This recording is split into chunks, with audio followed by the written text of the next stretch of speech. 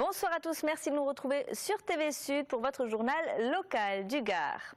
Le conseiller régional Jean-Paul Bourret, tête de liste Tous pour Nîmes et son agglomération, était l'un des premiers à se lancer dans la bataille des municipales nîmoises. Cette semaine, il a présenté son programme dans le patio de l'Hôtel Atria. Selon les organisateurs, 700 personnes étaient présentes pour écouter le porte-parole de cette liste citoyenne qui entend faire de la politique autrement. Voyez le reportage d'Olivier Michel. À 58 ans, Jean-Paul Bourret est un ancien responsable de la CGT, ex-président de la Fédération du Parti communiste et conseiller municipal sous Alain Clary. Depuis 2004, il est conseiller régional et a aujourd'hui pris la tête de la liste Tous pour Nîmes, une liste citoyenne qui préconise une nouvelle façon de faire de la politique qui passe par la signature d'une charte de bonne conduite. C'est la charte éthique d'engagement des candidats à respecter le programme, à ne pas cumuler des mandats, à être disponibles dans leur ville. C'est ça l'essentiel. Et aussi des engagements de probité, parce que nous voulons apporter la preuve que nous pouvons devenir des élus en étant d'abord citoyens et en gardant le cap de l'honnêteté, de l'intégrité. 3 ans de travail en équipe et 200 réunions publiques ont permis d'établir un programme autour du mieux vivre ensemble. On veut que nos quartiers deviennent de nouveaux bassins de vie, on veut sortir la romanité de ces musées pour faire des lieux attractifs de la ville. On veut travailler avec l'aéroport Sud de France pour pouvoir attirer des touristes. On veut repenser le musée de la romanité avec un centre d'affaires au milieu. Et faire partir le TCSP de Kessargues et passer par la gare de Nîmes. Résolument ancré à gauche autour de valeurs républicaines comme l'humanisme, les droits et les devoirs de chacun, il place néanmoins la sécurité comme priorité absolue, une sécurité qui ne doit pas être le seul cheval de bataille du FN. Pour combattre les idées du FN, c'est de respecter les gens, c'est de faire en sorte qu'ils soient tous associés pour qu'ils retrouvent le goût à la politique. Nous nous attaquons dans les quartiers à ce que les gens qui ne votent pas viennent voter. Et Jean-Paul Bourret de lancer, et si la nouvelle vague c'était nous?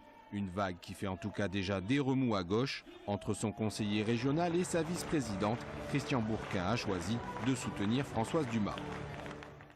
La Camargue gardoise labellisée Grand Site de France, un label attribué par le ministère de l'écologie au syndicat mixte pour son projet de préservation et de mise en valeur de ce territoire qui englobe notamment les communes d'Aimargues, Beauvoisin, Vauvert et Aigues-Mortes, un dispositif mis en place pour 6 ans. C'est l'aboutissement d'une volonté, c'est un engagement pour l'avenir. Il faudra, donc c'est un label qui est attribué au syndicat de la Camargue gardoise, il faudra que dans 6 ans, on ait pu justifier qu'on le mérite encore. Nous sommes très heureux, nous, aujourd'hui, de continuer à faire rêver les gens en leur donnant cette garantie de trouver ici un territoire authentique, des gens accueillants et en ayant créé les conditions pour qu'on puisse développer une économie du développement durable, donc faire en sorte que chez ceux qui sont devenus en quelques années les ambassadeurs du patrimoine, eh bien, nos guides ornithos, nos prestataires touristiques, on puisse donc être des représentants de cette qualité exceptionnelle que mérite la Camargue gardoise.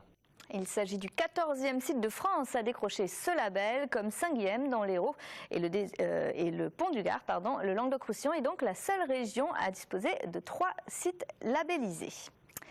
Le baptême du prince héritier Jean Rosé en la principauté d'Aigues-Mortes, une cérémonie qui a donné lieu au lancement d'une nouvelle monnaie locale, la thune. Des festivités royales auxquelles ont assisté toute la cour et Alain Belon. Regardez. Oyez, oyez, la principauté d'Aigues-Mortes était en fête ces derniers jours. Le prince Jean-Pierre IV et la princesse Olivia Eugénie ont célébré le baptême du prince héritier Jean Rosé. Au cours de cet événement, il y a eu la sortie officielle de la nouvelle monnaie de la cité. Elle se nomme la thune, avec des billets allant de 20 à 1 thune et des petites coupures de 50 oseilles. Sachez que maintenant à Aigues-Mortes, on a des thunes. Car la thune, c'est notre monnaie locale. Car effectivement, comme dans beaucoup d'autres communes de France, on développe à présent la nouvelle monnaie locale qui sera la thune. Celle-ci permet de pouvoir développer, si vous voulez, le commerce local, mais également de pouvoir améliorer le pouvoir d'achat des personnes. Parce que s'ils achètent en thune auprès des commerçants et des producteurs locaux, ça leur coûte moins cher que d'utiliser l'euro. Avoir de la thune et de l'oseille, c'est une nouvelle façon pour le sujet de la principauté d'Aigues-Mortes d'être riche. On est toujours en manque de thunes. On veut de la thune, on veut de l'oseille. Donc voilà, on a créé la thune et l'oseille. Enfin, nos désirs sont réalisés. Je suis le premier à avoir acheté des thunes parce qu'en ces périodes difficiles, avoir un peu de thunes, ça fait pas de mal. C'est pour mettre des thunes, du beurre dans les épinards ou des épinards dans le beurre, on ne sait plus trop. Mais ça change, la crise ne nous touchera pas à nous. Ça rapporte, c'est d'avoir des thunes, ah oui. On peut gagner, on peut acheter des cartons et gagner au loto. La thune et l'oseille seront présents le 17 mai 2014 dans la principauté d'Aigues-Mortes au cours de l'Eurovision des petits pays. Longue vie à la thune et à l'oseille. C'est tout pour le moment. Passez une excellente soirée sur TV Sud.